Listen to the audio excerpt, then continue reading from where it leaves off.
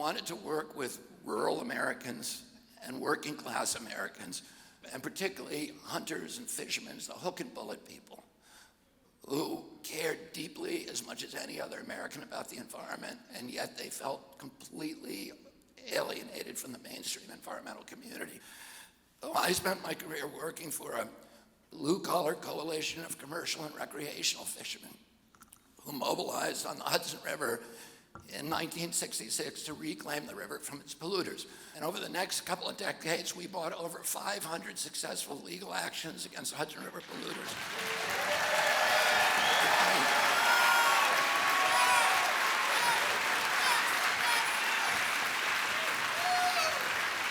And today, the Hudson River is an international model for ecosystem protection. This is a river that caught fire. It was dead for 20-mile stretches north of New York City, south of Albany. It turned colors depending on what color they were painting the GM trucks at Terrytown, the Terrytown GM plant. Today, it's the richest waterway in the North Atlantic. It produces more pounds of fish per acre.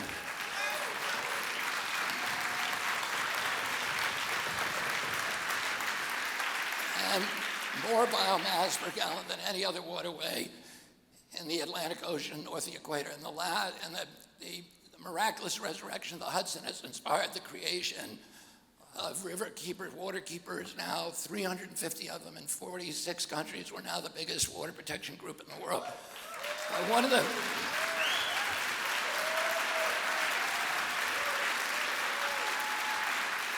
But the story of the Hudson also has a sad ending because General Electric Company dumped its PCBs into the Hudson to save money at its capacitator plant. And the PCBs, although they've spent $1 billion trying to get them out, there's another $3.5 billion that nobody's ever going to pay.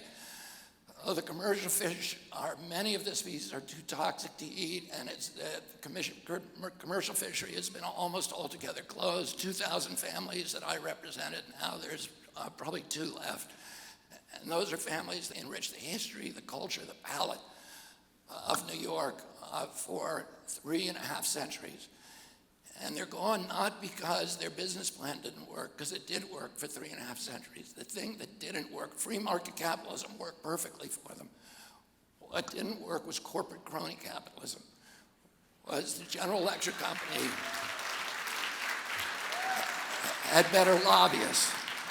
General Electric did not have a better business plan, it just had better lobbyists, so it was able to escape the discipline of the free market, corrupt public officials, dump its PCBs in the river, put my fishermen out of work, and everybody in the Hudson Valley now has General Electric's PCBs in their flesh and organs. That's what corporate crony capitalism does.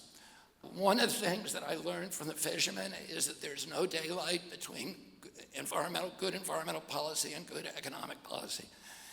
And you'll hear this mantra, this trope from the big polluters and their indentured servants on Capitol Hill, that we have to choose between economic prosperity and environmental protection.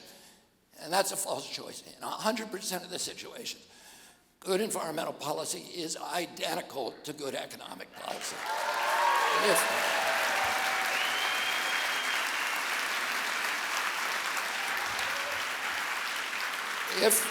If we want to measure our economy, and this is how we ought to be measuring it, based upon how it produces jobs and the dignity of jobs over the generations, and how it preserves the value of the assets of our community. If, on the other hand, we want to do what the big polluters are urging us to do, which is to treat the planet as if it were a business in liquidation, convert our natural resources to cash as quickly as possible, have a few years of pollution-based prosperity, we can generate an instantaneous cash flow and the illusion of a prosperous economy, and we can make a few people billionaires by impoverishing the rest of us. But our children are going to pay for our joyride, and they're going to pay for it with denuded landscapes, poor health, huge cleanup costs that are going to amplify over time and that they'll never be able to pay. Environmental injury is deficit spending. It's a way of loading the cost of our generation's prosperity onto the backs of our children.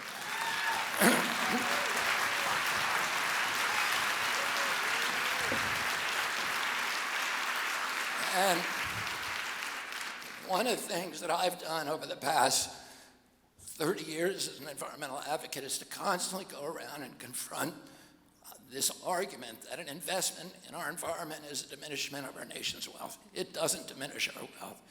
It's an investment in infrastructure, the same as investing in telecommunications or road construction.